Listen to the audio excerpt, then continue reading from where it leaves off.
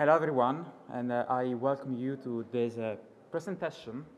I'm Gabriele Iculano, and together with Salvo, we would like actually to give you a different perspective about how AI can be used for testing. Good. Yes. Okay, good.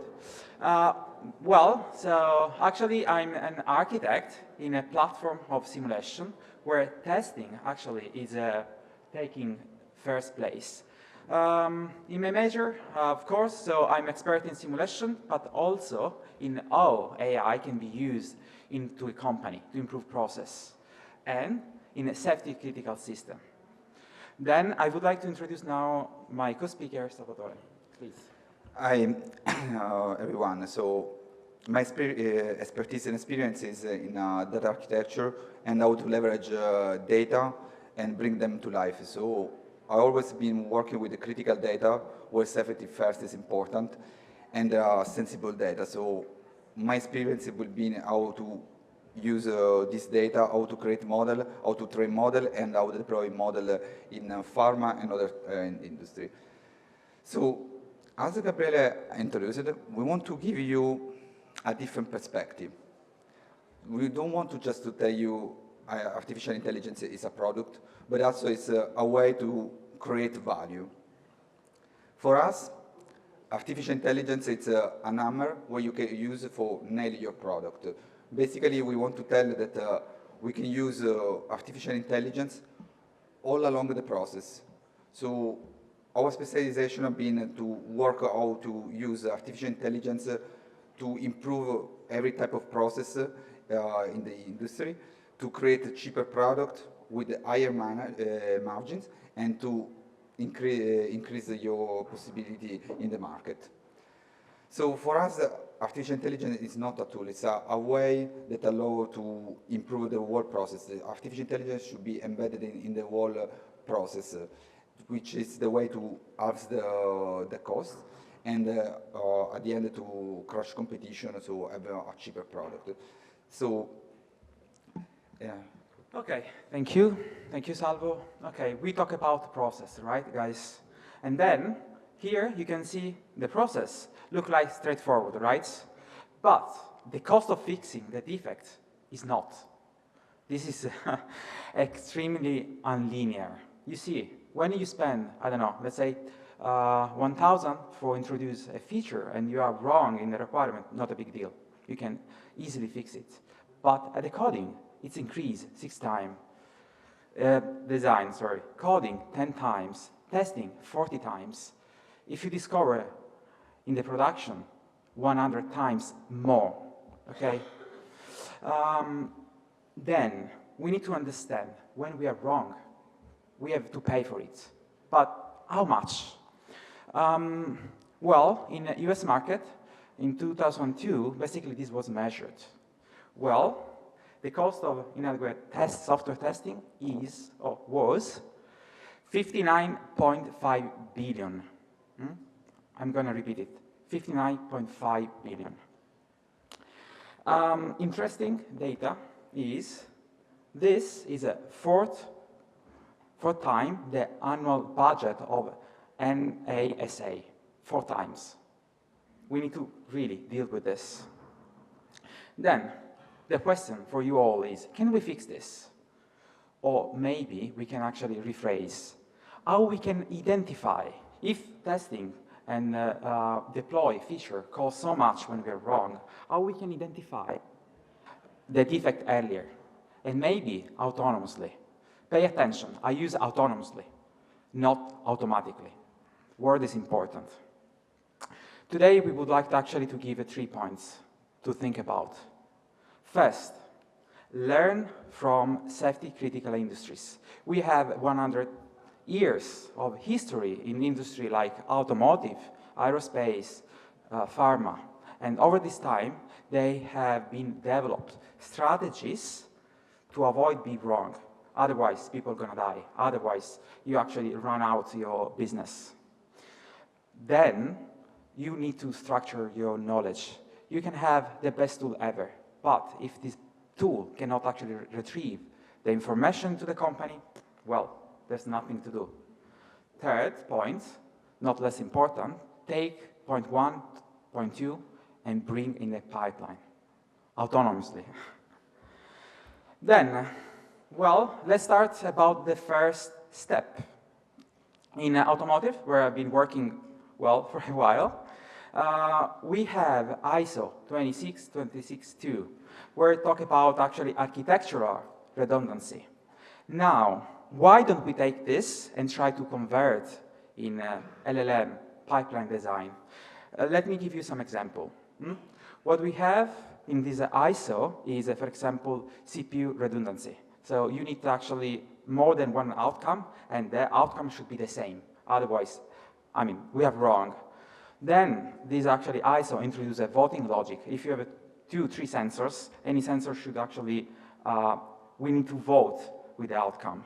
Watchdog, plausibility check, fallbacks. All of these are strategy in place in automotive to deliver a good product.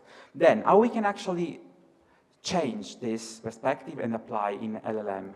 Well, this is, for example, an answer. Could be, first of all, use multimodal LLM. You can use 2, 3, 4. The thing is, the outcome should come from all of this, and we need to compare. And on top of this, we can use another LLM as a judge. Pay attention, so this is not enough. Now we need to monitoring the whole pipeline. Now we need to avoid, for example, some, let's say, stupid actually mistake as a token violation and so on. Another important thing is semantic plausibility. Remember, you have to use your knowledge into the company, and this knowledge can be used to double check which is the outcome of LLM. And then we need to be sure if there's something wrong, such as a plausibility check, how we can actually bring the system back to something we can understand, and we can, again, move forward in what we want. Salvo, do you want to emphasize something specifically? Yeah, so just want to give a couple of real examples that was with my experience with the company where we have worked.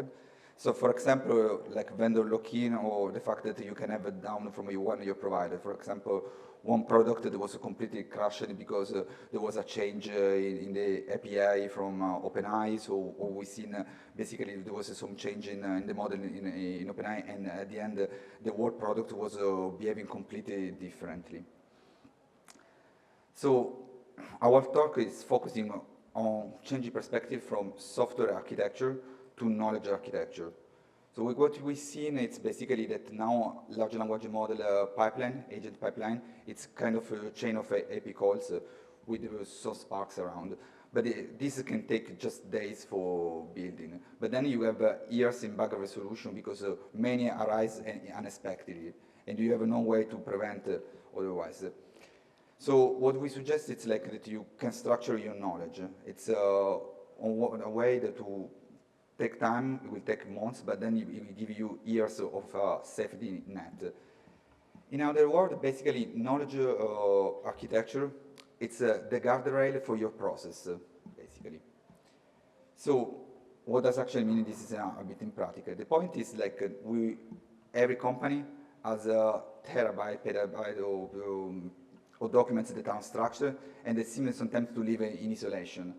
And instead, there is a lot of overlap, what you can see. So you have requirements, then somebody in your team is doing a test plan, somebody else will take notes for if it's compliant or not, then somebody is creating your API specification, but then you go to another team that is doing the testing, somebody else will start to create the front end, back end, and everything basically at one point you go in production. And then you have some incident, you documented the incident, but you don't know the cause, where it's coming, so, or either your client is coming and changing the specification, the requirements, and so on.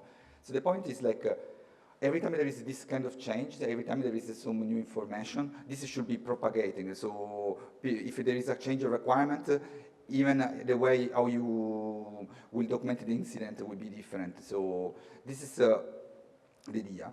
So our idea is basically that you have all these structured documents that now are isolated, they are not communicated, and you have a lot of noise at a very few signal. So the first thing is like to extract information, mapping this through ontology, and from a document or a set of documents, you start to create knowledge graph.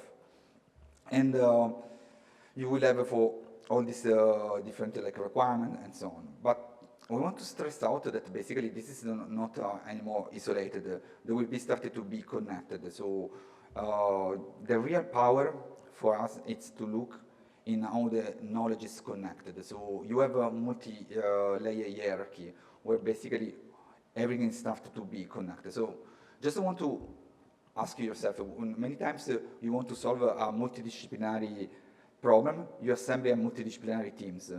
So knowledge, it's the same, it should be multidisciplinary. And one point that also to think, it's like when you look at the brain, which is inspiration also for this architecture, it's you have many different sections of the brain that are specialized in something different, but they're always communicating together and working together.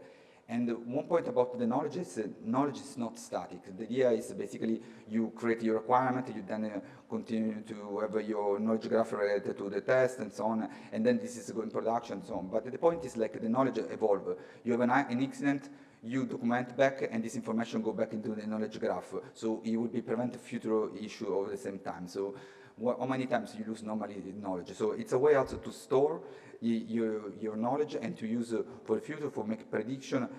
So you can consider this knowledge as your enterprise brain, the way that the brain in your process. So how you, Gabriele, go from a static knowledge to a knowledge process? Good question, thank you. First of all, I would like to emphasize a thing. I talk about step one, bring into your company new ISO. ISO, for example, developed in a safety critical industry. Salvo mentioned turn perspective and adopt actually knowledge architecture. The third point we show you guys is bring point one, point two, and bring together in a pipeline. Huh? This is the pipeline. You need a knowledge base, considering, for example, an enterprise brain, where your RAG pipeline can retrieve any question. But this is not enough. In place, what we need is, for example, some agents double-check information come out from the RAG. For example, a testing stage where we double-check, for example, the output, different model, where we have, for example, an LLM as a judge, but as well as another stage, monitoring stage, where we check out the plausibility error. All of this then should be closed in a feedback through giving back to the knowledge base what we learn. It's a continuous learning process.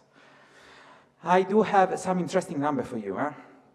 We are all here to talk about AI, but on 2025, companies started AI project. The 42% of companies started AI project drop out. Another interesting number is, considering the 2024, this number increased 17%. Why this happened? Because of the process. Because there was just a single point of failure considered.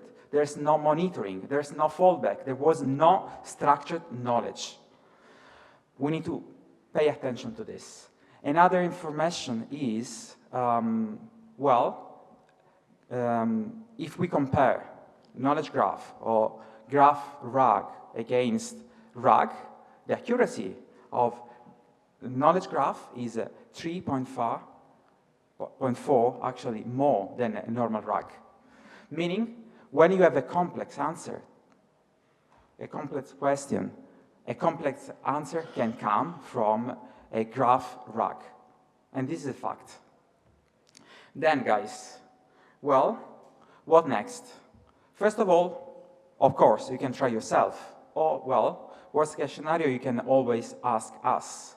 In that case, in case you want to try yourself, what you have to do is check out your pipeline. check out which is actually your possible fallback, your possible failure you have in your pipeline.